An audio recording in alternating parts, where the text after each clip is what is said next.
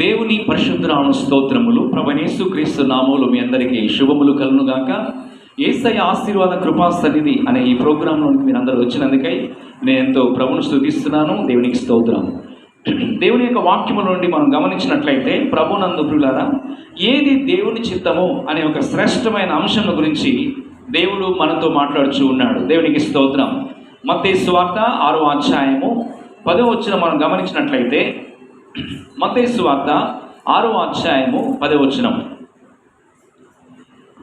నీ చిత్తము పరలోకమందు నెరవేరుచున్నట్లు భూమి యందును నెరవేరును గాక. దేవునికి స్తోత్రం. ప్రభువైన యేసుక్రీస్తు వారు ఆయన చేసిన ప్రార్థన చాలా విలువైనది, చాలా శ్రేష్టమైనది. దేవునికి స్తోత్రం. నీ చిత్తము పరలోకమందు నెరవేరునట్లు భూమి యందును నెరవేరును గాక. ప్రభునందు ప్రియమైన దేవుని బిడ్డలారా, మనం భూమి మీద జీవిస్తున్నాం. మనం భూమి మీద జీవిస్తున్నప్పుడు మన అనుదిన జీవితంలో ప్రభువు మన పట్ల ఒక ప్రత్యేకమైన ఉద్దేశాన్ని కలిగి ఉన్నారు.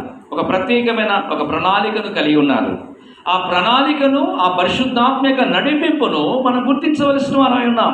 దేవునికి స్తోత్రం. మనము ఆయన చిత్తమునకు సంపూర్ణముగా సమర్పించుకున్నప్పుడు మనము దేవుని యొద్ద నుండి శాంతిని, సమాధానమును, మరి ఆశీర్వాదమును మనం పొందగలుగుతున్నాం. దేవునికి స్తోత్రం కలుగుగాక. దేవుని వాక్యము నుండి మనం గమనించినప్పుడు యెషయా గ్రంథము 55వ అధ్యాయము 8, 9 వచనాలు మనం చదువుకుందాం. యెషయా గ్రంథము 55వ అధ్యాయము 8, 9 వచనాలు. నా తలంపులు మీ తలంపులు వంటివి కావు, మీ త్రోవలు నా త్రోవల వంటివి కావు. ఇదే యెహోవాకు. ఆకాశములు భూమి పైన ఎంత ఎత్తుగా ఉన్నవో మీ మార్గముల కంటే నా మార్గములు, మీ తలంపుల కంటే నా తలంపులు అంత ఎత్తుగా ఉన్నవి. దేవుడు తన వాక్యం దీవించునుగాక. దేవుడు మాట్లాడుతున్నాడు. దేవునికి స్తోత్రం. దేవుని మాట ఎంతో విలువైనది. దేవుడు మన పట్ల ఆయన చేయవలసిన ఉద్దేశము, ఆయన యొక్క సంకల్పము, ఆయన యొక్క ప్రణాళిక, దేవుడు తన యొక్క ఆలోచన మన జీవితంలో ప్రభు ఆయన నెరవేర్చబోతున్నాడు. ప్రభునందు ప్రియమైన వాళ్ళరా, నా తలంపులు మీ తలంపులు వంటివి కావు. మనం అనేక సార్లు అనేక రకాలుగా ఆలోచన చేస్తూ ఉంటాం, అనేకమైన నిర్ణయాలు తీసుకుంటూ ఉంటాం. అయితే దేవుడు అంటున్నాడు, మీ త్రోవలు నా త్రోవలు వంటివి కావు. ఇది యెహోవాకు. ఆకాశములు భూమికి పైన ఎంత ఎత్తుగా ఉన్నవో. దేవునికి స్తోత్రం. ఆకాశము భూమి ఎంత ఎత్తుగా ఉన్నదో, మీ మార్గములు కంటే నా మార్గములు, మీ తలంపులు కంటే నా తలంపులు అంత ఎత్తుగా ఉన్నవి. అంటే దేవుని యొక్క సంకల్పం, దేవుని యొక్క ప్రణాళిక, దేవుని యొక్క ఉద్దేశము, దేవుని యొక్క పరిశుద్ధాత్మక నడిపింపు మన జీవితంలో చాలా విలువైనది. దేవునికి స్తోత్రం కలుగుగాక. మరి జ్ఞాని అయిన సొలొమోను అంటున్నాడు, సామెతల గ్రంథము 16వ అధ్యాయము 25వ వచనంలో, సామెతల గ్రంథము 16వ అధ్యాయము 25వ వచనం గమనించినట్లయితే,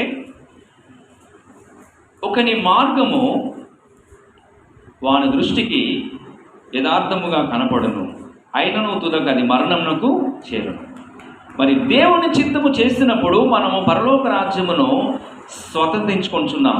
ఒకటి మానవుని యొక్క స్వయం చిత్తము, రెండవది సాతాను చిత్తము, మూడవది ఏంటంటే గమనించండి ప్రభు చిత్తము. అంటే 3 రకములైన చిత్తముల గురించి మనం ఈ లోకంలో ఎదుర్కొంటున్నాం. ఒకటి మానవుడు స్వయం చిత్తము కలిగి ఉంటున్నాడు, రెండవది సాతాను చిత్తము, మూడవది ఏంటంటే ప్రభు చిత్తము.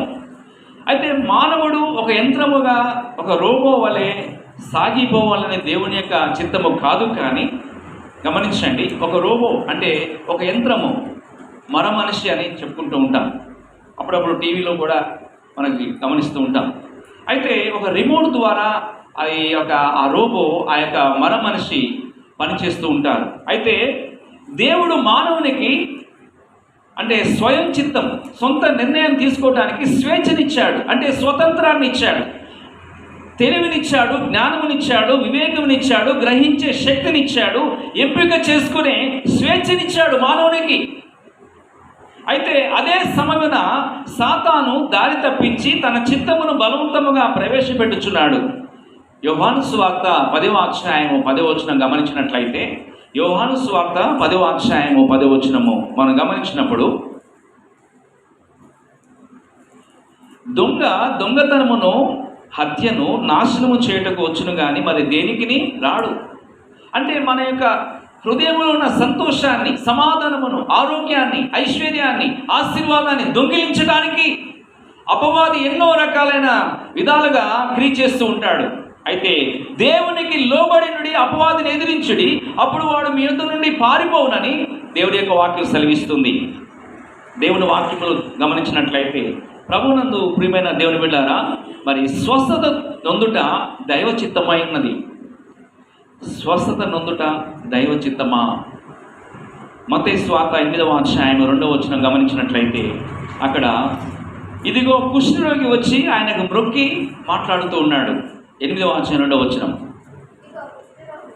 ఇదిగో కుష్ఠరోగి వచ్చి ఆయనకు మ్రొక్కి, అంటే ప్రభువైన యేసు క్రీస్తు వారికి మ్రొక్కి, ప్రభువా నీకు ఇష్టమైతే నన్ను శుద్ధినిగా చేయగలవనెను. దేవునికి స్తోత్రం కలుగును గాక. హల్లెలూయా. ప్రభువా నీకు ఇష్టమైతే నన్ను శుద్ధినిగా చేయగలుగుతావా? కుష్టి వ్యాధి కలిగిన వారిని ఎవరు ప్రేమించరు ఈ లోకంలో. కుష్టి వ్యాధి కలిగిన వారిని ఊరు బయట పెడతారు, వారికి సపరేట్గా ఇళ్లలో ఉంచుతారు. హాస్పిటల్స్లో కూడా మనం గమనించినట్లయితే, గవర్నమెంట్ హాస్పిటల్స్కి వెళ్తే ఈ జనరల్ వార్డుల్లో కుష్టి వ్యాధి కలిగిన వారిని ఉంచరు. ఆ వార్డులు కూడా సపరేట్గా ఉంటాయి, ఆ రూమ్లు కూడా సపరేట్గా ఉంటాయి. అయితే పిల్లరా, ఈ కుష్టి వ్యాధి కలిగిన వ్యక్తి ఎంతోమంది దగ్గరికి వెళ్ళి వైద్యం చేయించుకున్నాడు, కానీ అతని వ్యాధి తగ్గలేదు. అయితే సమాజానికి దూరంగా ఉంటున్నాడు, బంధువులకు దూరంగా ఉంటున్నాడు, కుటుంబానికి దూరంగా ఉంటున్నాడు, తోబుట్టులకు దూరంగా ఉంటున్నాడు. ఎందుకంటే అతనికి ఉన్న కుష్టి వ్యాధిని బట్టి అతన్ని దూరం పెడుతున్నారు. ఎవరు కూడా ఆయన సరిగా ప్రేమించలేని స్థితిలో ఉన్నారు. చాలా మానసికంగా కృంగిపోయిన స్థితిలో ఉన్నాడు, శారీరకంగా చాలా బలహీనుడుగా ఉన్నాడు. అయితే యేసు క్రీస్తు ప్రభుని గురించి విన్నాడు. ఆ కుష్టి వ్యాధి కలిగిన వ్యక్తి ప్రభు దగ్గరికి వచ్చి ఆయనను మ్రొక్కి ఏమంటున్నాడు, ప్రభువా నీకు ఇష్టమైతే నన్ను శుద్ధినిగా చేయగలవనెను. దేవునికి స్తోత్రం కలుగాక. అవును ప్రభునందు పిల్లారా, దేవునికి స్తోత్రం. స్వస్థత పొందడం దేవుని చిత్తమే, ఆశీర్వదించబడడం దేవుని చిత్తమే, రక్షించబడడం దేవుని చిత్తమే, దేవుని యొద్ద నుండి అనేక ఆశీర్వాదాలు పొందడం దేవుని చిత్తమే. అయితే ప్రభు ఏం చేశాడు? ఆ వ్యక్తిని నాకు ఇష్టమే, నీవు శుద్ధుడుగా అని అతను ఏం చేశాడు? కుష్ఠవ్యాధి కలిగిన వ్యక్తిని స్వస్థపరిచాడు. దేవునికి స్తోత్రం. ఎప్పుడైతే యేసు క్రీస్తు ప్రభు వారు కనికరించి ఆ యొక్క కుష్ఠవ్యాధి కలిగిన వ్యక్తిని స్వస్థపరిచాడో, అతని శరీరము మామూలు శరీరం అయిపోయింది. కుష్ఠవ్యాధి తొలగిపోయింది. మానసిక స్వస్థత, శారీరక స్వస్థత, ఆత్మీయ స్వస్థత ఎప్పుడైతే కలిగిందో, అతని హృదయంలో సంతోషము, సమాధానము, ఆశీర్వాదము ఆయన జీవితంలోకి వచ్చినట్లుగా మనం చూస్తున్నాం.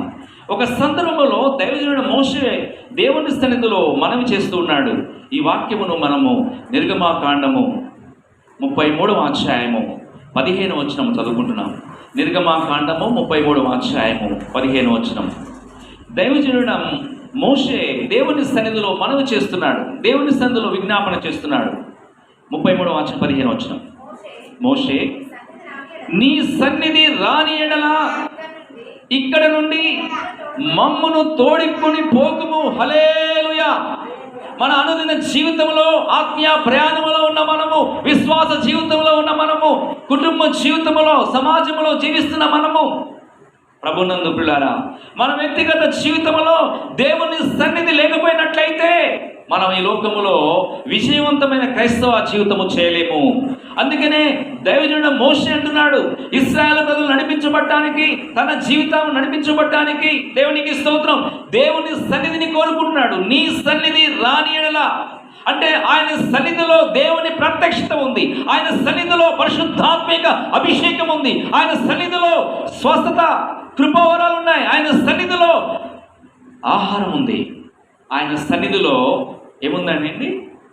ఐశ్వర్యాలు ఉన్నాయి. దేవునికి స్తోత్రం. ఆయన సన్నిధి మనతో ఉన్నట్లయితే, ఆయన కృప మనతో ఉన్నట్లయితే, ఆయన క్షేమం మనతో ఉన్నట్లయితే, ఆయన అభిషేకం మనతో ఉన్నట్లయితే, ఆయన బలం మనతో ఉన్నట్లయితే, ఆయన ప్రత్యక్షత మనతో ఉన్నట్లయితే, ఆయన యొక్క కనుదృష్టి మన పైన ఉన్నట్లయితే మనము విజయవంతమైన క్రైస్తవ జీవితం చేయగలుగుతాం. అందుకే దైవజనుడు మోషే గారు అంటున్నారు, నీ సన్నిధి రానిడలా ఇక్కడ నుండి మమ్మల్ని తోడుకొని పోకుము. అంటే దేవుని సన్నిధి లేకపోతే అన్ని లోటుపాట్లే ఉంటాయి. మనకు ఏంటండి, అన్ని శోధనలే కలుగుతాయి.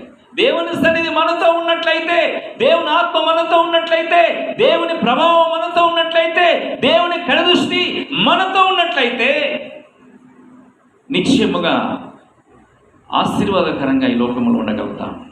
దేవునికి స్తోత్రం. అయితే నీ సన్నిధి తోడుగా రానియడల నేను అరణ్యంలోనే ఉండిపోదును, పాలు తేనెలు ప్రవహించు కానాను నాకు వద్దని చెప్పినట్లుగా మోషే మనవి చేయించున్నాడు. దేవునికి స్తోత్రం. ప్రభునందు ప్రియమైన దేవుని బిడ్డారా, దేవుని యొక్క వాక్యంలో మనం గమనించినట్లయితే అంతకు మునిపే దేవుడు ఇలాగ వాగ్దానం చేశాడు. నిర్గమకాండం 33వ అధ్యాయము 14వ వచనం చదువుకుందాం. 33వ అధ్యాయం 14వ వచనం. నా సన్నిధి నీకు తోడుగా వచ్చును. హల్లెలూయా, ఆమేన్. నా సన్నిధి నీకు తోడుగా వచ్చును. ఇదంతా గొప్ప మాట, గొప్ప వాగ్దానం. ఈరోజు దేవుని వాక్యం వినిచిన దేవుని బిడ్డలారా, మీరు ఏ స్థలంలో ఉండి ఈ వాక్యం వినిచున్నారో, ప్రభువైన యేసు క్రీస్తు వారు ఆయన మిమ్మల్ని ప్రేమిస్తూ ఉన్నాడు. దేవునికి స్తోత్రం కలుగుగాక. ఆయన సన్నిధి నీతో రాబోతున్నది. ఆయన కృప, ఆయన కనికరము, ఆయన ఇచ్చే అభిషేకము, ఆ ప్రభు ఇచ్చే స్వస్థతను పొందబోతున్నావు. అది దేవుని చిత్తమే. కుష్టి వ్యాధి కలిగిన వ్యక్తిని ప్రభు కనికరించి స్వస్థపరిచినట్లుగా నాకు ఇష్టమే, నీవు శుద్ధుడవటం ఇష్టమే, నువ్వు స్వస్థత పొందడం ఇష్టమే, నీవు దీవించబడటం ఇష్టమే, నువ్వు ఆశీర్వదించబడటం ఇష్టమే అనేసి ఈరోజు దేవుడు నీతో నాతో మాట్లాడుచున్నాడు. దేవుని వాక్యముల నుండి మనం గమనించినట్లయితే దేవుడు ఒక వాగ్దానం ఇస్తున్నాడు. నా సన్నిధి నీకు తోడుగా వచ్చును. హల్లెలూయా, దేవునికి స్తోత్రం. ఎంత అద్భుతమైన మాట అండి. ప్రభువే మనతో ఉన్నట్లయితే, ఆయన సన్నిధి మనతో ఉన్నట్లయితే, ఆయన బలం మనతో ఉన్నట్లయితే, ఆయన ప్రభావం మనతో ఉన్నట్లయితే, ఆయన వెలుగు మనతో ఉన్నట్లయితే, ఆయన ప్రత్యక్షత మనతో ఉన్నట్లయితే, ఆయన ప్రేమ మనతో ఉన్నట్లయితే, ఆయన ఇచ్చే ఆదరణ మనతో ఉన్నట్లయితే, ఆయన ఇచ్చే పరిశుద్ధాత్మిక నడిపి మనతో ఉన్నట్లయితే విజయవంతమైన క్రైస్తవ జీవితం మనం చేయగలుగుతున్నాం. దేవునికి స్తోత్రం. కనుక ప్రభువు మన పరమ తండ్రి, ఆయన మనల్ని ప్రేమిస్తున్నాడు. ఏ తండ్రి అయినా తన బిడ్డలకు బలహీనముగా, అనారోగ్యముగా, సన్నముగా ఉండాలని కోరుకుంటారా? ఏ తల్లి అయినా, ఏ తండ్రి అయినా పిల్లలకి మంచి పౌష్టిక ఆహారం ఇచ్చి, చక్కటి భోజనం పెట్టి, బలమైన ఆహారం ఇచ్చి నా పిల్లలు ఆరోగ్యంగా ఉండాలని ప్రతి తల్లి, ప్రతి తండ్రి కోరుకుంటూ ఉంటారు. అలాగనే మన పరలోకపు తండ్రి కూడా, దేవునికి స్తోత్రం, మనం బలహీనంగా ఉండటం దేవుని చిత్తం కాదు, మనము రోగంతో ఉండటం దేవుని చిత్తం కాదు, మనము ఎలా ఉండాలంట? ఆరోగ్యంగా ఉండటమే దేవుని చిత్తం. దేవునికి స్తోత్రం. ప్రతి తల్లి, ప్రతి తండ్రి తన బిడ్డలకు ఆరోగ్యంగా ఉండటానికి ఒక చక్కటి భోజనము, పదార్థమును ప్రతి తల్లి, ప్రతి తండ్రి పిల్లలకు అందిస్తూ ఉంటారు. దేవునికి స్తోత్రం. అదే విధముగా ప్రభునందు పిల్లరా, మన పరలోకపు తండ్రి కూడా ఆయన పరిపూర్ణమైన ప్రేమతో మనల్ని ప్రేమిస్తున్నాడు. దేవునికి స్తోత్రం. ఆయన ప్రేమలో మార్పు లేదు, ఆయన ఇచ్చే కృపలో మార్పు లేదు. దేవుని వాక్యంలో మనం గమనించినట్లయితే, నీకిష్టమైతే నన్ను శుద్ధినిగా చేయమని ఎప్పుడైతే ఆ కుష్టి వ్యాధి కలిగిన వ్యక్తి ప్రభు సన్నిధిలో మనవి చేశాడో, ప్రభు కనికరించి అతన్ని స్వస్థపరిచాడు. దేవునికి స్తోత్రం.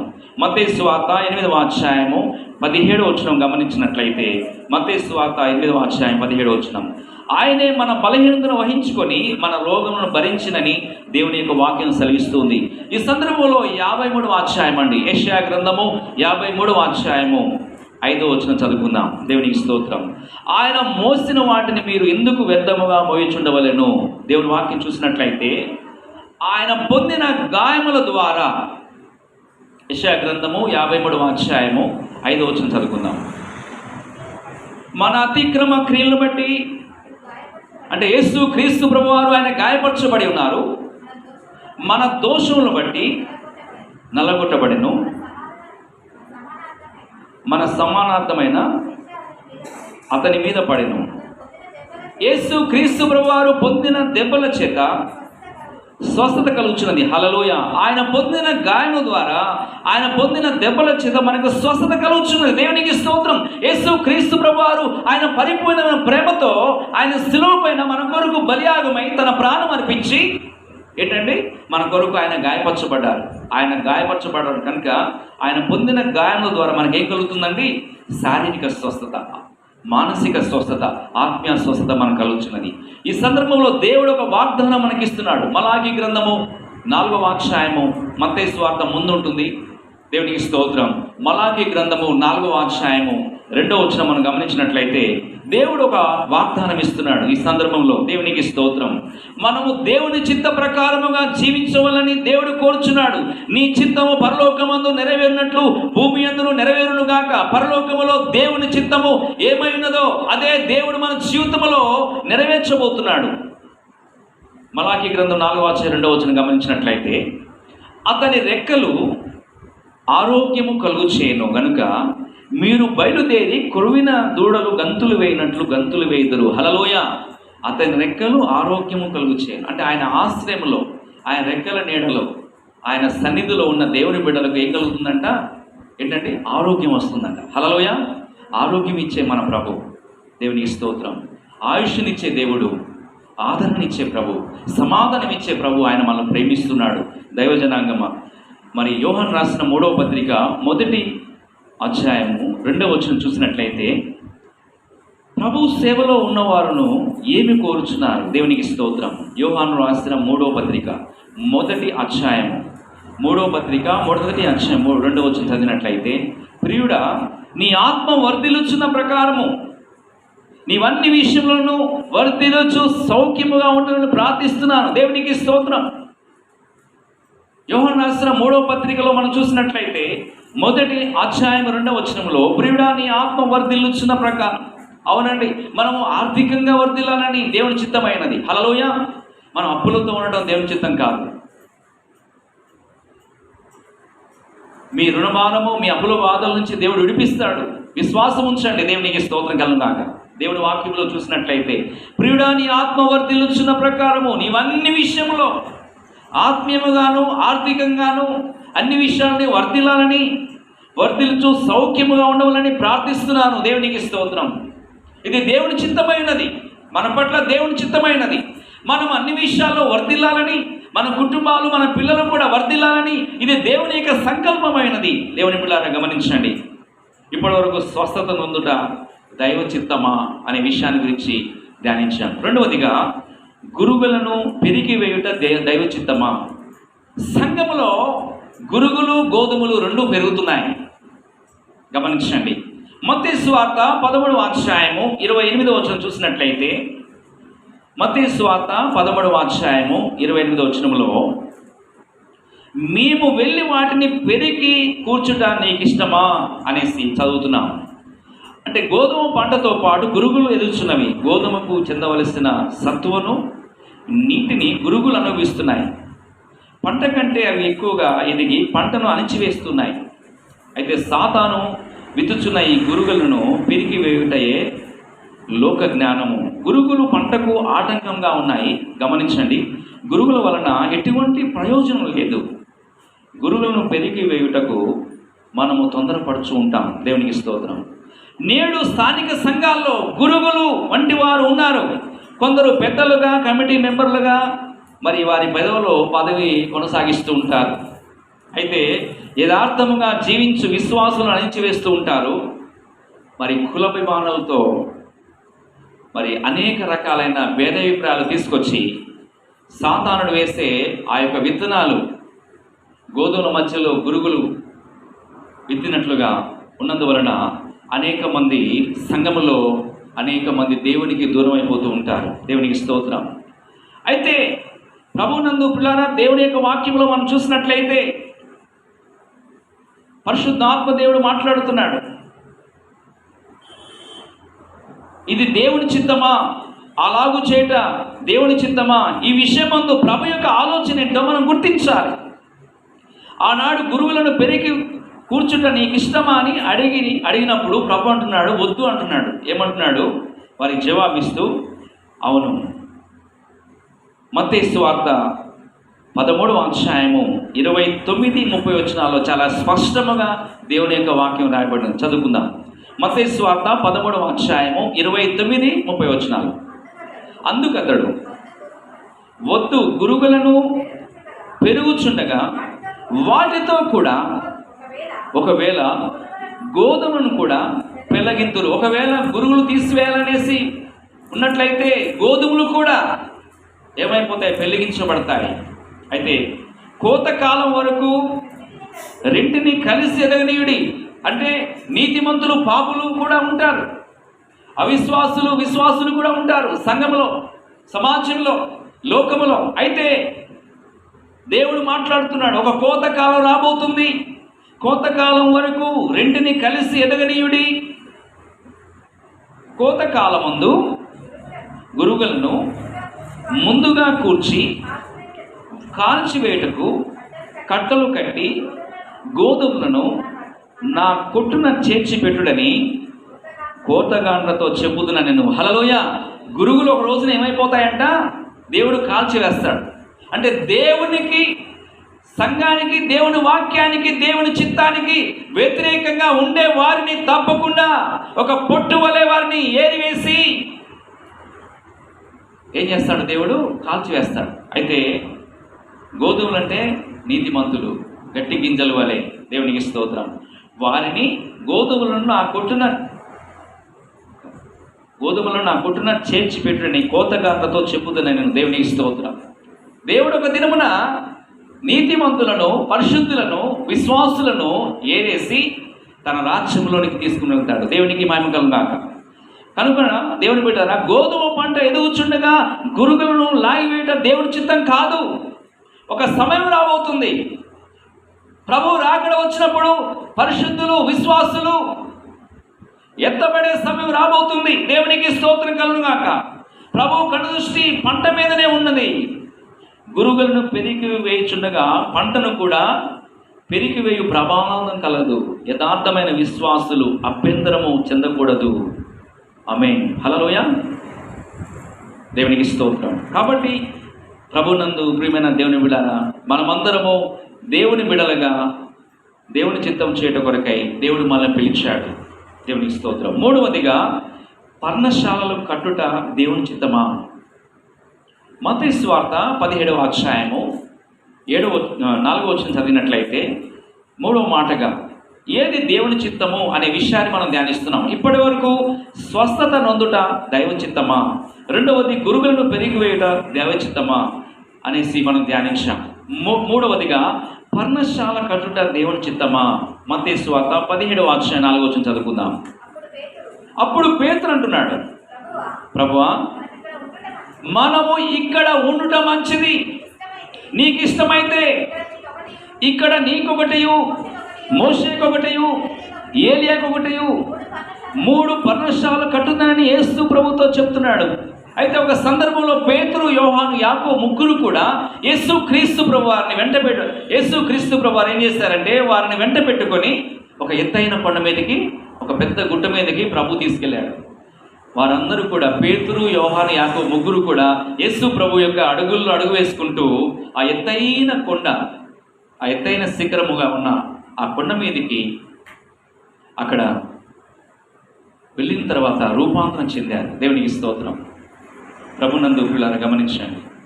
ఆ రూపాంతరం చెందినప్పుడు దేవుని మహిమ దిగి వచ్చింది, దేవుని ప్రసన్నత దిగి వచ్చింది, దేవుని యొక్క సన్నిధి దిగి వచ్చింది. దేవునికి స్తోత్రం. అది చాలా అద్భుతమైన, ఆశీర్వాదకరమైన గడియ. అయితే ఆకాశము తెరవబడి దేవుని స్వరం వినబడుతుంది, ఇదిగో ఈయన నా ప్రియకుమారుడు, ఈయనందు నేను ఆనందిస్తున్నాను. పాత నిబంధన గ్రంథంలో ఉన్న భక్తులు, దేవునికి స్తోత్రం, అక్కడ వారి కనబడినట్లుగా మనం చూస్తున్నాం. ఆ రూపాంతరపు కొండ ఒక శ్రేష్టమైనది. దేవునికి స్తోత్రం కలుగాక. ప్రభునందు ప్రియమైన దేవుని బిడ్డలారా, దేవుని వాక్యంలో మనం చూసినట్లయితే ఆ యొక్క సమయంలో ఆ ఎత్తైన కొండ మీదకి వెళ్ళిన తర్వాత పేతురు, యోహాను, యాకోబు, యేసు క్రీస్తు ప్రభు వారు అక్కడ రూపాంతరం చెందారు. తాము మర్చిపోయారు. వారు దేవుని యొక్క వెలుగును చూశారు, దేవుని యొక్క సన్నిధిలో ఆనందించారు. దేవుని యొక్క అభిషేకం వారి మీద దిగి వచ్చినప్పుడు అప్పుడు పేతురు అంటున్నాడు, నీకు ఇష్టమైతే ఇక్కడ నీకొకటియు, మోషేకొకటియు, ఏలియాకు. ఈ మోషే ఎవరంటే పాత నిబంధన భక్తులలో ఆయన ఒకరు. దేవునికి స్తోత్రం. తర్వాత ఏలియా. ఈ ఏలియా కూడా పాత నిబంధన భక్తుడు. వీరిద్దరూ కూడా ఆ ఎత్తైన కొండ మీదకి పేతురు, యోహాను, యాకోబు, యేసు క్రీస్తు ప్రభు ఎక్కడైతే ఆ రూపాంతరం కొండ పైన ఉన్నారో అక్కడికి వారు వచ్చి కనబడినట్లుగా మనం చూస్తున్నాం. దేవునికి స్తోత్రం. అది ఒక అద్భుతమైన ఆశీర్వాదకరమైన సంఘటన. దేవునికి స్తోత్రం. ఆ రూపాంతరము, ఆ యొక్క ప్రకాశమానమైన మేఘము వారిని కమ్మినప్పుడు, దేవుని స్వరం విన్నప్పుడు, ఆ ప్రసన్నతలో ఆ యొక్క ఆశ్చర్యకరమైన ఆశీర్వాదకరమైన ఆ యొక్క సన్నిధిని, అంటే దేవుని యొక్క సన్నిధి అనుభవించి పేతురు గారు మాట్లాడుతున్నారు. ప్రభువుతో అంటున్నాడు, నీకు ఇష్టమైతే ఇక్కడ నీకు ఒకటియు, మోషేకు ఒకటియు, ఏలియాకు ఒకటియు 3 పర్ణశాలలు కట్టుదును. దేవునికి స్తోత్రం. అవునండి, ఒక నివాసం ఉంటే బాగుంటుంది ఆ ఎత్తైన కొండ మీద అనేసి తలంపు వచ్చినట్లుగా మనం చూస్తున్నాం. కానీ అది దేవుని చిత్తం కాదు. దేవునికి స్తోత్రం కలుగుగాక. ప్రభునందు ప్రియమైన వారులారా, దేవుని యొక్క వాక్యముల నుండి మనం గమనించినట్లయితే తిమోతికి రాసిన మొదటి పత్రిక 2వ అధ్యాయం 4వ వచనం చూసినట్లయితే దేవుని చిత్తము చాలా బహు స్పష్టంగా మాట్లాడుతూ ఉంది. దేవుని యొక్క ఆత్మ మనతో మాట్లాడుతున్నది. దేవుని వాక్యం ద్వారా మనతో దేవుడు మాట్లాడుతున్నాడు. మరి తిమోతికి రాసిన మొదటి పత్రిక 2వ అధ్యాయం 4వ వచనం చదువుకుందాం. ఆయన మనుషులందరూ రక్షణ పొంది సత్యమును గురించిన అనుభవ జ్ఞానము గలవారై ఉండవలని ఇచ్చేయించున్నాడు. దేవునికి స్తోత్రం కలుగుగా. ఆయన మనుషులందరూ అంటే ఈ లోకంలో ప్రజలు ఏ ఒక్కరు నశించుకోవడం దేవునికి ఇష్టం లేదు. ఒక సందర్భంలో యేసు క్రీస్తు ప్రభువారు ఒక గ్రామానికి వెళ్ళినప్పుడు అనేక మంది జన సమూహం ప్రభుని వెంబడించారు. కొందరు స్వస్థత కొరకు, కొందరు విడుదల కొరకు, కొందరు సంతోషము, సమాధానం పొందుకోవడానికి, ఆశీర్వాదం పొందుకోవడానికి యేసు ప్రభు దగ్గరికి వెళ్ళినట్లయితే ఆయన దీవెనలు మనకు కలుగుతాయనేసి గొప్ప జన సమూహము ఆ యొక్క ఎరుకో అనే పట్టణమునకు వచ్చినప్పుడు ప్రభు వచ్చినప్పుడు అనేక మంది వెంబడించారు. అయితే యేసు క్రీస్తు ప్రభు గురించి అనేక సార్లు విని ఉంటాడు. ఎవరండి? జక్కయ్య. అయితే ప్రభును చూడాలనే ఒక మంచి తలంపు కలిగింది. అది దేవుని యొక్క చిత్తమై ఉన్నది. అయితే చాలా పొట్టివాడుగా ఉన్నాడు కనుక ప్రభుని ఎలా చూడాలి? ఇంత పెద్ద జనసమూహము ప్రభు మధ్యలో ఉన్నారు, ఇంతమంది జనసమూహం ప్రభుని వెంబడిస్తున్నారు, నేను ప్రభుని ఎలాగైనా చూడాలనేసి ఒక ఆలోచన కలిగినప్పుడు ఆయనకు ఒక తలంపు వచ్చింది. ఏంటా తలంపు అంటే, ఒక చెట్టు కనపడింది. అక్కడ మేడు చెట్టు ఎక్కి ఆ చెట్టు కొమ్మ మీద కూర్చొని చూస్తున్నాడు. ప్రభు ఎక్కడ ఉన్నాడు? ఆ సుందరుడైన ప్రభు, విడుదల ఇచ్చే ప్రభు, ఆశీర్వాదం ఇచ్చే ప్రభు, ఆరోగ్యం ఇచ్చే ప్రభు, ఆశీర్వాదం ఇచ్చే దేవుడు, స్వస్థత ఇచ్చే ప్రభు ఎక్కడ ఉన్నాడు చూడాలనేసి ఎదురు చూస్తున్నాడు. అయితే అంతమంది జనసమూహం మధ్యలో అందరి హృదయాలను గుర్తించిన యేసయ్య జక్కయ్య ఎంతో ఆసక్తితో నన్ను చూడాలనుకుంటున్నాడు అనేసి ప్రభువు తెలిసింది. దేవునికి స్తోత్రం. ఆత్మరూపిగా తెలుసుకున్నాడు, ఆత్మలో తెలుసుకున్నాడు. అయితే తిన్నగా ఎక్కడికి వచ్చాడంటే, ఎక్కడైతే జక్కయ్య ఏ చెట్టు అయితే ఎక్కాడో ఆ చెట్టు దగ్గరికి వచ్చి ఆ చెట్టు దగ్గర నిలబడి ఆ యొక్క జక్కయ్య ఆ చెట్టు కొమ్మ పైన కూర్చొని ఉండడం చూసి, జక్కయ్య నువ్వు త్వరగా దిగు, నేను నీ ఇంటికి వస్తున్నాను ఈరోజు. హల్లెలూయా, దేవునికి స్తోత్రం. చాలా ప్రేమతో పిలుస్తున్నాడు. జక్కయ్యని పిలిచిన యేసు క్రీస్తు ప్రభు ఈరోజు ప్రభు నిన్ను పిలుస్తున్నాడు. నీ స్థితిని మార్చగలడు. నిన్ను ఆశీర్వదించడానికి, నీకు స్వస్థత ఇవ్వడానికి, నీకు విడుదల ఇవ్వడానికి, నీకు సమాధానం ఇవ్వడానికి, నీకు ఆరోగ్యం ఇవ్వడానికి, నీకు రక్షణ ఇవ్వడానికి ఆయన సంసిద్ధంగా ఉన్నాడు. ఆనాడు జక్కయ్యని పిలిచిన యేసయ్య ఈరోజు నిన్ను పిలుస్తున్నాడు, నీ కుటుంబాన్ని పిలుస్తున్నాడు. జక్కయ్య నువ్వు త్వరగా దిగు, నేను నీ ఇంటికి వస్తాను అన్నప్పుడు వెంటనే సంతోషంతో త్వరగా దిగి యేసుక్రీస్తు ప్రభుని తన ఇంటికి తీసుకెళ్తున్నాడు. జక్కయ్య ఇంట్లో తీసుకెళ్ళాడు, హృదయంలో చేర్చుకున్నాడు. అయితే తాను సంపాదించిన ఆస్తి మరి పేదలకు పంచిపెట్టాడు. 4 అంతలు అన్యాయంగా సంపాదించిన ఆస్తి ఏం చేశాడంటే 4 అంతలు పంచిపెట్టేశాడు. అయితే తన హృదయంలో యేసు ప్రభుని ఎప్పుడైతే చేర్చుకున్నాడో, తన ఇంట్లోకి ఎప్పుడైతే చేర్చుకున్నాడో, యేసు క్రీస్తు ప్రభుని ఎప్పుడైతే చేర్చుకున్నాడో, తన హృదయంలో సంతోషము, సమాధానము, ఆశీర్వాదం పొందుకున్నాడు. ఇతడును అబ్రహాము కుమారుడే. నేడు ఇంటికి రక్షణ వచ్చింది. దేవునికి స్తోత్రం. దేవుని వాక్యం చెప్తుందంటే, ఆయన అనగా ప్రభువైన యేసు క్రీస్తు వారు మనుషులందరూ రక్షణ పొంది సత్యమును గురించిన అనుభవ జ్ఞానము కలవారై ఉండవాలని ఇచ్చేయించుచున్నాడు. ఆలోచించుచున్నాడు, ఆయన తలంపు కలిగి ఉన్నాడు. 4వదిగా చెవులను తెగ నరుగుట దేవుని చిత్తమా? ఇక్కడ గమనించినట్లయితే మత్తయి సువార్త 26వ అధ్యాయము 52వ వచనం. యోహాను మరి మొట్టమొదటిగా మత్తయి సువార్త 26వ అధ్యాయం 52వ వచనం చదువుకుందాం. ఎదుటి వారి చెవులను తెగ నరుట మా పరిచర్య అని కొంతమంది, ఇదే దేవుని చిత్తమని కొందరు కత్తి పట్టుకొని బయలుదేరినట్లుగా కనపడుతూ ఉంటారు. రకరకాలుగా జీవిస్తూ ఉంటారు. అయితే ఆనాడు అపోస్తలుడైన పేతురు ప్రధాన యాజకుని దాసులకు మల్కూసను వాని యొక్క కుడి చెవి తెగ నరిగినట్లుగా మనం చూస్తున్నాం. ప్రభు ఆ సమయంలో అతన్ని గద్దించాడు. మత్తయి సువార్త 26:52 వచనం చదువుకుందామండి. 26:52. నీ కత్తి వరలో తిరిగి పెట్టుకొనుము, కత్తి పట్టుకుని వారందరూ కత్తి చేతనే నశింతురు. చూసారండి, నీ కత్తి వరలో పెట్టుకొనుము. ప్రభునందు ప్రియులారా, మన జీవితంలో మనము వినయముతో, విధేయతతో, విశ్వాసముతో దేవుని ప్రేమలో జీవించాలి. ఇతరులకు హాని చేసే విధంగా ఉండకూడదు. యోహాను సువార్త 18వ అధ్యాయము 11వ వచనం చదువుకుందాం. యోహాను సువార్త 18వ అధ్యాయం 11వ వచనంలో, తండ్రి నాకు అనుగ్రహించిన గిన్నెలోనిది నేను త్రాగుకుందునా? ప్రభునందుకుడారా, కత్తి కంటే క్రూరమైనది నాలుక. గమనించండి, ఈ నాలుక నుండి వచ్చే కఠినమైన మాటలను బట్టి ఏంటంటే సేవకులు బాధపడుతూ ఉంటారు, విశ్వాసులు బాధపడుతూ ఉంటారు, సమాజంలో ఉన్న బంధువులు బాధపడుతూ ఉంటారు, ఇరుగు పొరుగు వారు బాధపడుతూ ఉంటారు. మన నాలుక ప్రశస్తముగా ఉండాలి. పరిశుద్ధాత్మ యొక్క నడిపింపులో ప్రార్థన చేసే విధంగా ఉండాలి. దేవుని వాక్యములో నుండి మనం చూసినట్లయితే ఇక్కడ గలతీయులకు రాసిన పత్రిక 5వ అధ్యాయము మరి 15వ వచనం చదువుకుందాం. గలతీయులకు రాసిన పత్రిక 5వ అధ్యాయము 15వ వచనం చదువుకుందాం.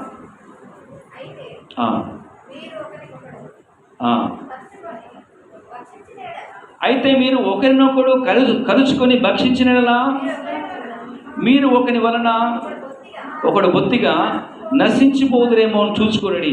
అపోస్తలుడైన పౌలు అంటున్నాడు గలతీ సంఘంలో విశ్వాసులతో, మీరు ఒకరినొకరు కలుచుకొని భక్షించినలా, ఒకరినొకరు మాటలు అనుకోవద్దు, ఒకరినొకరు దూషించుకోకూడదు, ఒకరినొకరు ప్రేమ కలిగి ఉండమని దేవుని యొక్క వాక్యం సెలవిస్తుంది. అయితే మీరు అలా ఉన్నట్లయితే ఒకరినలా ఒకడు బొత్తిగా నశించిపోదురేమో చూచుకొనుడి అని వాక్యం సెలవిస్తుంది. రోమా పత్రిక 2వ అధ్యాయం 1వ వచనం చదివినట్లయితే, ప్రభునందు పిల్లారా, పరిశుద్ధాత్మ దేవుడు తన వాక్యం ద్వారా ప్రభు మనతో మాట్లాడుచున్నారు. రోమా పత్రిక 2వ అధ్యాయము 1వ వచనం, కాబట్టి తీర్పు తీర్చు మనుషుడా నీవెవడవిను సరే నిరత్రుడవై ఉన్నావు, దేని విషయంలో ఎదుటి వారిని తీర్పు తీర్చున్నావో దాని విషయంలో నీవే నేరస్తుడు అని తీర్పు తీర్చుకొచ్చున్నావు. గమనించండి, తీర్పు తీర్చడం మన పని కాదు, అది దేవుని పని. ప్రభునందు ప్రియులారా, ఈ వాక్యం ద్వారా మనం లోబడదాం. ఈ రోజు నుంచి మనం ఎవరిని కూడా తీర్పు తీర్చడానికి ముందుకు రాకూడదు. ఏదైనా సరే దేవునికి అప్పచెప్పాలి. కాబట్టి తీర్పు తీర్చు మనుషుడా నీవు ఎవడైనా సరే నిరత్రుడవై ఉన్నావు, దేని విషయంలో ఎదుటి వారిని తీర్పు తీర్చున్నావో దాని విషయంలో నీవే నేరస్తుడు అని తీర్పు తీర్చుకొచ్చున్నావు. ఇతరులను తీర్పు తీర్చడం అంట నేరం అంట, అది గొప్ప పాపం అంట. మనం ఇతరులను తీర్పు తీర్చడానికి సరిపోము, మనం మానవులం. తీర్పు తీర్చగలిగే దేవుడు ఎవరు? ప్రభువైన యేసుక్రీస్తు. ఎందుకంటే ఆయన లోకాన్ని జయించాడు, పాపాన్ని జయించాడు, వ్యాధిని జయించాడు, ప్రకృతిని జయించాడు, అపవాదిని జయించాడు, మరణమును జయించాడు, పాతాలను జయించాడు. ఆయన మాత్రమే ప్రపంచంలో ప్రతి మానవుని తీర్పు తీర్చే అధికారము యేసుక్రీస్తు ప్రభు మాత్రమే కలిగి ఉన్నారు. దేవునికి స్తోత్రం. కాబట్టి మనము తొందరపడి ఎవరిని ఇక మీద తీర్పు తీర్చకూడదు. తీర్పు తీర్చేది ఎవరండి? ఎవరు? యేసే తీర్పు తీరుస్తాడు. అలాంటి అలవాట్లు ఉంటే ఇప్పుడే మనం అలా తీర్పు తీర్చే, ఇతరులను తీర్పు తీర్చే అలవాట్లు ఉంటే మనము విడిచిపెడతాం. నేరస్తులుగా మనం ఉండకూడదు. దేవుడి వాక్యం ద్వారా ప్రభు మనతో మాట్లాడుచున్నాడు. ఆనాడు మిరియామును అహరోనును దేవుడు ప్రశ్నిస్తున్నాడు. సంఖ్యాకాండము 12వ అధ్యాయము 8వ వచనం చూసినట్లయితే, సంఖ్యాకాండము 12వ అధ్యాయం 8వ వచనంలో ఆనాడు మోషే అక్క అయిన మిరియాముతో దేవుడు మాట్లాడుతున్నాడు. మోషే సహోదరుడైన అహరోనుతో దేవుడు ప్రశ్నిస్తున్న మాట ఏంటంటే, సంఖ్యాకాండము 12వ అధ్యాయం 8వ వచనం, నా సేవకుడైన మోషేకు విరోధముగా మాట్లాడటకు మీరెలా భయపడలేదు? దేవుని చేత నిర్ణయించబడిన సేవకులు దేవుని పిలుపుకు లోబడి, పరిశుద్ధాత్మకు లోబడి, దేవుని యొక్క వాక్యానికి లోబడి, దైవ దర్శనానికి లోబడి ఈ లోకంలో ప్రపంచంలో అనేక మంది సేవకులు కన్నీళ్లు కారుస్తూ ప్రార్థన చేస్తూ సేవ చేస్తున్నారు. దేవునికి స్తోత్రం. అయితే ఇశ్రాయేలు ప్రజలు నడిపిస్తున్నప్పుడు ఐగుప్తు దేశం నుండి వారు ప్రయాణమై పాలు తేనెలు ప్రవహించే ఆ దేశము కనాను దేశంలోకి వారు ప్రయాణం వెళ్తున్నప్పుడు సొంత అక్క ఎవరండి? మోషే గారి అక్క మోషే గారికి వ్యతిరేకంగా మాట్లాడుతుంది. మోషే సహోదరుడైన అహరోను కూడా వ్యతిరేకంగా మాట్లాడుతున్నారు. అయితే దేవుడు మోషే పక్షం నిలబడి అంటున్న మాట ఏంటంటే, సంఖ్యాకాండము 12వ అధ్యాయం 8వ వచనం గమనించినప్పుడు, 12వ అధ్యాయం 8వ వచనం, నా సేవకుడైన మోషేకు విరోధంగా మాట్లాడటకు మీరేలా భయపడలేదు. సంఖ్యాకాండం ఇప్పుడు 12వ అధ్యాయం 9-10 వచనాలు చదువుకుందామండి. 9-10 వచనాలు. యెహోవా కోపము వారి మీద రగులు కొనగా ఆయన వెళ్ళిపోయెను. మేఘమును ఆ ప్రత్యక్షపు గుడారం మీద నుండి ఎత్తబడెను. అప్పుడు మిరియాము హిమము వంటి తెల్లని కుష్టు గలదాని ఆయన. దేవుని స్తోత్రం. చూసారా, దైవజనుడు మోషేకు తన తమ్ముడుకు వ్యతిరేకంగా మాట్లాడినప్పుడు ఏం జరిగిందండి? దేవుని యొద్ద నుండి తీర్పు గురైంది. ఏమొచ్చింది? ఆ మిరియాముకు హిమం వల్లే తెల్లని కుష్టి వ్యాధి వచ్చేసిందంట. ఎంత భయంకరమైన శాపాన్ని పొందింది చూసారా. దేవునికి స్తోత్రం. కనుక తొందరపడి మనము విశ్వాసులను తీర్పు తీర్చవద్దు, విశ్వాసులు ఏమనవద్దు, దైవ సేవకులు కూడా ఏమనవద్దు, ఏ సేవకులు కూడా మనం ఏమనవద్దు. దేవునికి స్తోత్రం. ప్రభునందుకులారా, దేవుని యొక్క వాక్యంలో చూసినట్లయితే ఆ యొక్క మేఘము ఆ ప్రత్యక్ష గుడారం మీద నుండి ఎత్తబడెను. దైవ సన్నిధి ఎక్కడైతే తొలగిపోతుందో, దేవుని ఆత్మ ఎక్కడైతే పని చేయదో, దేవుని యొక్క బలం ఎక్కడైతే ఉండదో, దేవుని యొక్క ప్రత్యక్షత ఎక్కడైతే ఉండదో, ఆ స్థలంలో ఏం కలుగుతుంది? కీడు వస్తుంది. మనం కీడొద్దు, మనకు ఏం కావాలి? మేలు కావాలి. ఆమేన్. శాపం వద్దండి, మనకు ఏం కావాలి? ఆశీర్వాదం కావాలి. మనకు, మన కుటుంబాలకు, మన సంఘానికి. దేవునికి స్తోత్రం. ఈ వాక్యం ఇచ్చిన ప్రభునందు దేవుని బిడ్డలారా, మీ కుటుంబాలకు, మీ యొక్క జీవితాలకు దేవుడు ఒక ప్రత్యేకమైన ఆశీర్వాదాలు ఇచ్చిన కొరకై దేవుని వాక్యానుసారముగా మనం జీవితాలు దేవునికి అప్పగించుకుందాం. దేవుని వాక్యములోని మనం గమనించినట్లయితే పరిశుద్ధ ఆత్మ దేవుడు మనతో మాట్లాడుచున్నాడు. ప్రకటన గ్రంథము 12వ అధ్యాయం 10వ వచనం. ప్రకటన గ్రంథము 12వ అధ్యాయం 10వ వచనం. మరియు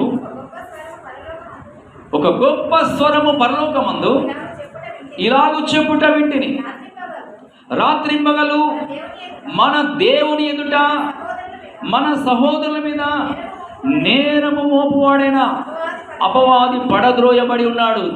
చూడండి, రాత్రింబగలు మన దేవుని ఎదుట మన సహోదరుల మీద ఏంటండి నేరము మోపేవాడేవాడు? అపవాది, సాతాను. ఆ సాతాను స్వభావాలు మనకు ఉండకూడదు. హల్లెలూయా.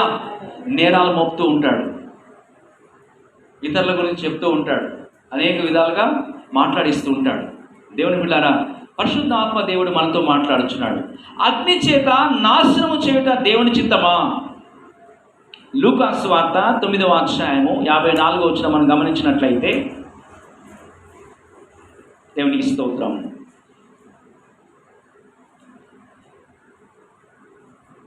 సమరయలోని ఒక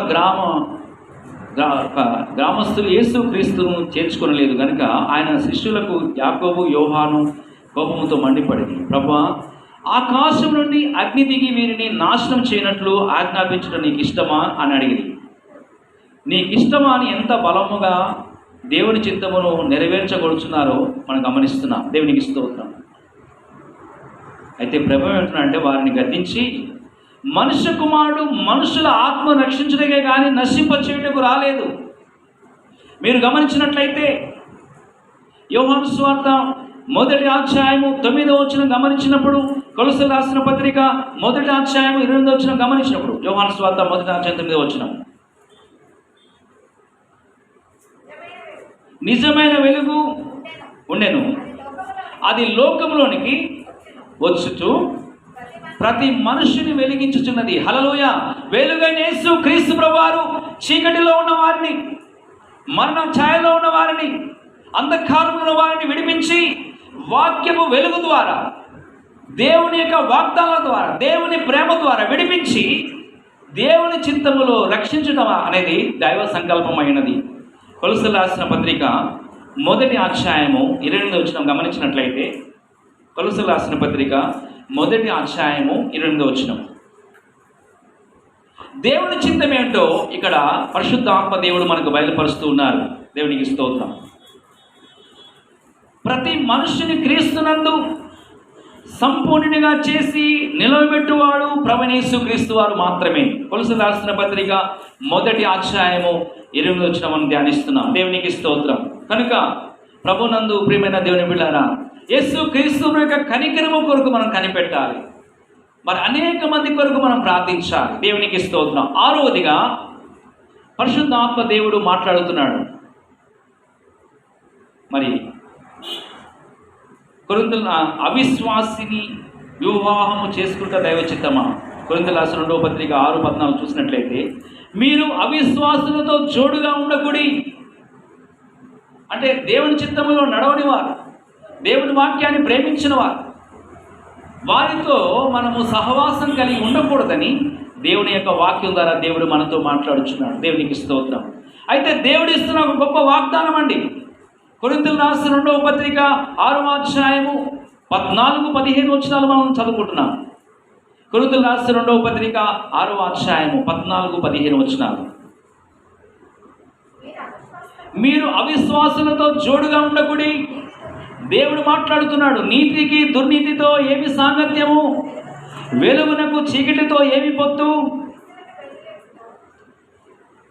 క్రీస్తునకు బెలియాలతో ఏమి సంబంధము, అవిశ్వాసితో విశ్వాసికి పాలెక్కడది, దేవుని ఆలయమునకు విగ్రహములతో ఏమి పొందిక. మనము జీవగల దేవుని ఆలయమై ఉన్నాము. అందుకు దేవుడు ఎలాగో సెలవిస్తూ ఉన్నాడు, నేను వారిలో నివసించి సంచరింతును, నేను వారి దేవుడినైందును, వారు నా ప్రజలైందును. హల్లెలూయ. ఎంత గొప్ప ఆదరణ ఈ మాటలు ప్రభునందుకులారా. జీవగల దేవునికి ఒక ఆలయముగా మనం ఉన్నాం. దేవునికి స్తోత్రం. దేవుడు ఇలాగ సెలవిస్తున్నాడు, నేను వారిలో నివసించి సంచరిస్తాను. ఎంత గొప్ప మాట. ఆయన యొక్క ప్రేమ మనలో ఉన్నట్లయితే, ఆయన ఆత్మ మనలో ఉన్నట్లయితే, ఆయన వెలుగు మనలో ఉన్నట్లయితే, ఆయన ప్రత్యక్షత మనలో ఉన్నట్లయితే, ఆయన సన్నిధి మనలో ఉన్నట్లయితే, మనము ఆయన చిత్త ప్రకారంగా ఈ లోకంలో జీవించగలుగుతాం. సంఘానికి, సమాజానికి మనం ఆశీర్వాదకరంగా ఉంటాం. అందుకే దేవుడు అంటున్నాడు, నేను వారిలో నివసించి సంచరింతును, నేను వారి దేవుడైందును, వారు నా ప్రజలై ఉంటారు. ఎంత గొప్ప మాట. దేవునికి స్తోత్రం. ప్రభునందు పిల్లరా, పరిశుద్ధాత్మ దేవుడు మనతో మాట్లాడుతున్నాడు. చివరిగా, అప్పు చేయట దేవుని చిత్తమా? దేవునికి స్తోత్రం. ఇప్పటి వరకు ఎన్ని అంశాల ద్వారా దేవుడు మాట్లాడుతున్నాడండి. ఈరోజు మన యొక్క అంశం ఏంటి? ఏది దేవుని చిత్తము? 1, స్వస్థత నొందుట దైవ చిత్తమా? 2వది ఏంటంటే, గురువులను పెరిగి వేయుట దేవుని చిత్తమా? పర్ణశాలను కట్టుట దేవుని చిత్తమా? 4వది, చెవులను తెగనరుట దేవుని చిత్తమా? 5వది, అగ్ని చేత నాశనం చేయట దేవుని చిత్తమా? 6, అవిశ్వాసితో జీవించడం దేవుని చిత్తమా? అనే విషయాల ద్వారా దేవుడు ఎన్నో విషయాలు మనతో మాట్లాడాడు. ఇప్పుడు చివరిగా, అప్పు చేయట దేవుని చిత్తమా? ద్వితీయోపదేశకాండము 28వ అధ్యాయము 12వ వచనం గమనిస్తున్నాం. దేవుని స్తోత్రం. కొంతమంది అప్పు చేసి ఇల్లు కడుతూ ఉంటారు, అప్పు చేసి మరి కుమార్తె వివాహం చేస్తూ ఉంటారు, అప్పు చేసి వ్యాపారం చేస్తూ ఉంటారు. మరి వాక్యం ఏం చెప్తుందంటే, ద్వితీయోపదేశకాండము 28వ అధ్యాయము 12వ వచనం చదువుకుందాం. ద్వితీయోపదేశకాండము 28వ అధ్యాయం ఏం చెప్తుంది మనకు? వాక్యం ద్వారా ఏమి ప్రభు పరిశుద్ధ ఆత్మదేవుడి మనతో ఏ విధంగా మాట్లాడుతున్నాడో మనం గమనిస్తున్నాం. ప్రభు యొక్క వాగ్దానమును, ప్రభు యొక్క వాక్యాన్ని మనం పరిశీలించాలి. ప్రభు యొక్క వాగ్దానమును స్పష్టంగా మనం అర్థం చేసుకోవాలి. ద్వితీయోపదేశ కాండము 28వ అధ్యాయము 12వ వచనం చదువుకుందాం. యెహోవా కురిపించుటకును నీవు చేయు కార్యమంతటిని ఆశీర్వదించుటకును ఆకాశమును మంచి ధననిధిని తెరుచును. నీవు అనేక జనములకు అప్పించదవు కానీ అప్పు చేయవు. ఏంటండి దేవుడు వాగ్దానం ఏ విధంగా ఉంది? నీవు అనేక జనములకు అనేకులకు ఏంటి అప్పిచ్చే వ్యక్తిగా ఉంటావు, అప్పు చేయవు. ఈరోజు దేవుని వాక్యం ఇచ్చిన దేవుని బిడ్డారా, ఒకవేళ మనము అప్పుల పాలైపోయామేమో, ఈ వాక్యం ఇచ్చిన మీరు కూడా రుణభారంతో మరి బాధపడుతున్నారేమో, వడ్డీలు కట్టలేక, తెచ్చిన అప్పు తీర్చలేక, మీకు వచ్చే జీతం సరిపోక, మీరు చేసే వ్యాపారము ఆర్థికంగా సరైన విధంగా ఆశీర్వదించబడక, లేదా మీకున్న పొలాలు సరైన విధంగా దీవించబడక ఉన్నాయేమో, ఈరోజు దేవుడు నిన్ను దీవించబోతున్నాడు. ఈ వాగ్దానం నమ్మినట్లయితే, విశ్వాసము లేకుండా దేవునికి ఇష్టం అసాధ్యము, దేవుడు ఉన్నాడని, ఆయన ఫలము దయచేస్తాడని నువ్వు నమ్మినట్లయితే, విశ్వాసం ఉంచినట్లయితే, ఈ వాగ్దానము మన జీవితంలో ఆయన నెరవేర్చబోతున్నాడు. నీవు అనేక జనములకు అప్పించదవు కానీ అప్పు చేయవు. దేవునికి స్తోత్రం. ప్రభువు యేసుక్రీస్తు నామములో నీ రుణభారం తొలగిపోనుగాక, నీ వ్యాపారం అభివృద్ధిలోనికి వచ్చునుగాక. ప్రభువు యేసుక్రీస్తు నామములో మీకున్న పొలాలు, పంట పొలాలు దీవించబడును గాక. మీరు చేయు కార్యమంతటిలో, నీవు చేయు ప్రయత్నం అంతటిలో దేవుని యొక్క ఆశీర్వాదము, ఐశ్వర్యము మీ కుటుంబాల మీదకి, మీ జీవితాల్లో దేవుడు అనుగ్రహించును గాక. దేవునికి స్తోత్రం. ప్రభునందు ప్రియమైన దేవుని బిడ్డారా, దేవుని వాక్యం చూసినట్లయితే, మరి రోమాపత్రిక 11వ అధ్యాయము 8వ వచనం గమనించినట్లయితే, క్రొత్త నిబంధన కాలమందు అప్పు చేయడం గురించి ప్రస్తావన ఒకటి ఉంది. రోమాపత్రిక 11వ అధ్యాయం 8వ వచనం, ఒకరినొకడు ప్రేమించిన విషయంలో తప్ప మరి ఏమీ ఎవరికి అచ్చి ఉండవద్దు, అప్పు ఉండొద్దని వాక్యం సెలవిస్తుంది. అయితే అప్పుంటే ఈరోజే ప్రార్థన చేద్దాం, ప్రభా మాకున్న అప్పులన్నీ తీరిపోవాలి, దేవ మాకు ఒక మార్గం తెరుగుతుంది, మేము తెలుసో తెలియక అప్పులు చేశాం కనుక ఈ రుణభారం నుంచి, అప్పుల బాధ నుండి, ఆర్థికమైన ఇబ్బందుల నుంచి ప్రభు మమ్మల్ని విడిపించమని ప్రార్థించాలి. ఎందుకంటే ప్రభునందు ప్రియులారా, మీరు అప్పు తీసుకున్నటకు వెళ్ళుచున్నారా? ఒకవేళ ప్రభువు రాకడ నేడు ఉంటే మనం విడిచిపెట్టబడతాం. అప్పుంటే ప్రభువు రాకడలు ఎత్తబడలేము. దైవ సేవకులైనా విశ్వాసులైనా సరే అందరికీ ఒకటే ఈ వాక్యం.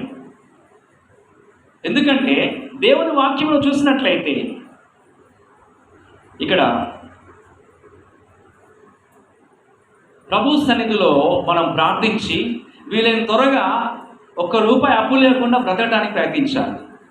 అంటే మన మీద నేరారోపణ చేయడానికి అపవాది ఏం చేస్తారంటే, రుణభారం కలిగి ఉన్నట్లయితే, అప్పులతో ఉన్నట్లయితే మన ఆత్మను పరలోకం వెళ్లకుండా అడ్డగిస్తాడు.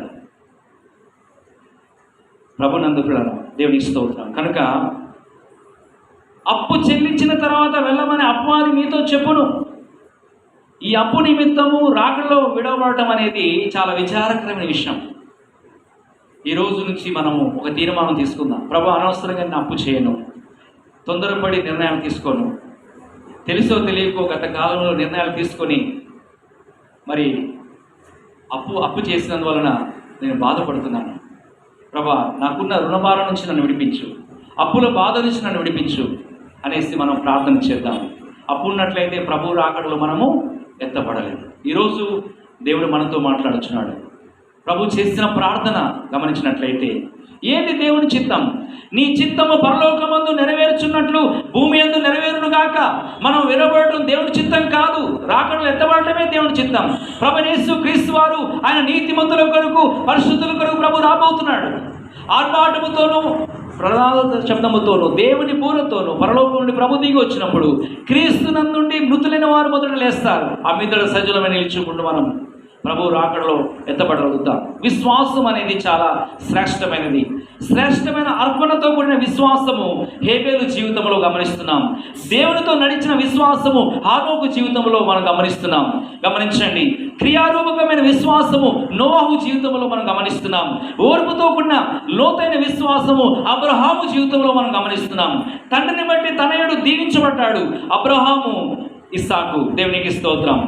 విధేయతతో కూడిన విశ్వాసము ఇస్సాకు జీవితంలో మనం గమనిస్తున్నాం. మరి దేవుని కృప ఎడల విశ్వాసము యాకోబు జీవితంలో గమనిస్తున్నాం. శ్రమలలో విధేయత కలిగి చూపించిన విశ్వాసము యోసేపు జీవితంలో మనం గమనిస్తున్నాం. సమస్తమైన భోగభాగ్యములను విడిచిపెట్టిన విశ్వాసము దైవజనుడైన మోషే జీవితంలో మనం గమనిస్తున్నాం. క్షమించే విశ్వాసము దావీదు జీవితంలో మనం చూస్తున్నాం. క్రియల మూలముగా నీతిమంతురాలుగా తీర్చబడిన విశ్వాసము రాహాబు అనే స్త్రీలో మనం గమనిస్తున్నాం. దేవుని శక్తిని నమ్మి విశ్వాసముతో జీవించినందువలన సంసోను ఒక విశ్వాస వీరుడుగా కనపడి ఉన్నాడు. దేవుడు తన వాక్యం దీవించును గాక. ప్రార్థన చేసుకుందాం. మహాగణుడా, మహోన్నతుడా, పరిశుద్ధుడా, కృపగల దేవా, దయగల తండ్రి, మీ ఘనమైన నామమున స్తోత్రం చెల్లిస్తున్నాం. మీరు మాకు ఇచ్చిన ఈ ప్రశస్తమైన సమయం కొరకై స్తోత్రం. ఏది దేవుని చిత్తమో ఈరోజు మీరు వాక్యం ద్వారా మాతో మాట్లాడినందుకు స్తోత్రం. మా ప్రభువా, ఈ వాక్యమును ఎంతమంది విని ఉన్నారో, ఈ ప్రార్థనను ఎంతమంది ప్రభు ఏకీభవించి మరి మా ప్రార్థనలో ఏకీభవించి ఉన్నారో అతి కుటుంబాలు మీరు దీవించడం ప్రార్థన చేస్తున్నాం. ఎవరైతే రుణభారంతో అప్పుల బాధతో బాధపడుతున్నారో వారి రుణభారాన్ని విడిపించును ఆయన. ఎవరైతే అనారోగ్యంతో బాధపడుతున్నారో, ఆనాడు కుష్టి వ్యాధి కలిగిన వ్యక్తి వచ్చి ప్రభా నీకు ఇష్టమైతే నన్ను శుద్ధినిగా చేయగలుగుతావా, నన్ను బాగు చేస్తావా అనేసి ప్రాధేయపడి అడిగినప్పుడు ఆయన నాకు ఇష్టమే, నీవు శుద్ధుడు కమ్మని ప్రభా కుష్టి వ్యాధిని స్వస్థపరిచిన దేవుడై ఉన్నావు. అలాగే ప్రభా ప్రతి ఒక్కరి జీవితాలు రూపాంతరపరచడం ప్రార్థన చేస్తున్నాను. మీ ఆత్మచేత ప్రతి ఒక్కరిని అభిషేకించండి. మీ రాకడ కొరకు తండ్రి ప్రతి ఒక్కరిని సిద్ధపరచుకునండి. మా కొరకు తండ్రి ప్రభా మీ ప్రియకుమారుడు యేసు క్రీస్తు ప్రభుని ఈ లోకంలో పంపించి ఆ శిలువపైన బలియాగమై ప్రాణం అర్పించినందుకు స్తోత్రం. ఆయన మీరు పొందిన గాయముల ద్వారా స్వస్థత మీ వాక్యంలో ఉంది. ఎవరైతే వ్యాధితో బాధపడుతున్నారో, అనేక సమస్యలతో ఉన్నారో, ప్రభువైన యేసుక్రీస్తు నామములో మీరు పొందిన దెబ్బల చేత స్వస్థత కలుగును గాక. మీ గాయముల హస్తం చేత ముట్టండి తండ్రి. మానసిక స్వస్థత, శారీరక స్వస్థత, ఆత్మీయ స్వస్థత దయచేయండి. ఏ ఒక్కరు కూడా ఈ లోకంలో విడవబడుకున్నారు ఆయన. మీ రాకడలో ప్రతి కుటుంబం, ప్రతి బిడ్డ ఎత్తబడటం సహాయం చేయండి. మా జీవితాలు రూపాంతరపరచడం ప్రార్థన చేస్తున్నాం. పరిశుద్ధాత్మ శక్తి చేత అభిషేకించడం ప్రార్థన చేస్తున్నాం తండ్రి. నాయన ప్రతి ఒక్కరిని దీవించండి, ఆశీర్వదించమని యేసు ప్రభు నామంలో స్తుతించి వేడుకొంచున్నాం తండ్రి. ఆమేన్. ప్రభు మిమ్మల్ని మీ కుటుంబాన్ని బహుగా దీవించును గాక. Shalom. God bless you. Thank you.